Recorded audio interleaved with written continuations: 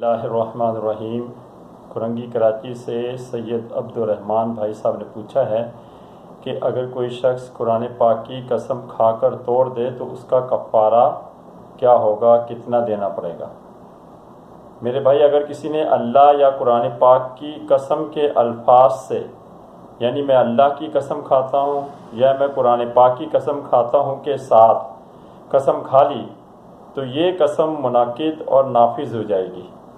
اب اس سے اگر کسی جائز اور اچھے کام کرنے کی قسم کھائی یا کسی برے کام کرنے کی قسم کھائی اور دونوں قسم کھانے کے بعد اس کو توڑ دیا تو پھر قسم توڑنے کا اسے کفارہ ادا کرنا پڑے گا، اور اس کا کفارہ یہ ہے کہ وہ ایک غلام آزاد کرے۔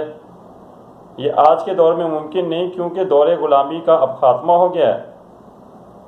پھر قسم توڑنے والا 10 مسکینوں کو یا غریبوں کو 2 وقت پیٹ بھر کے کھانا کھلائے، یا ہر مسکین غریب کو ایک صدقہ فطر کے برابر گندم، آٹا یا اس کی قیمت ادا کرے، یا پھر 10 مسکینوں کو کپڑے دے، یعنی ہر ایک کو ایک ایک کپڑے کا سوٹ ادا کرے۔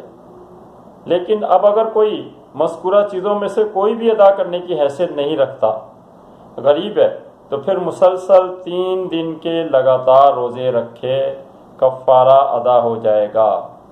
قسم کے اس کفارے کو اللہ تبارک و تعالیٰ نے قرآن پاک کی سورہ مائدہ آیت نمبر 89 میں تفصیل سے بیان فرمایا۔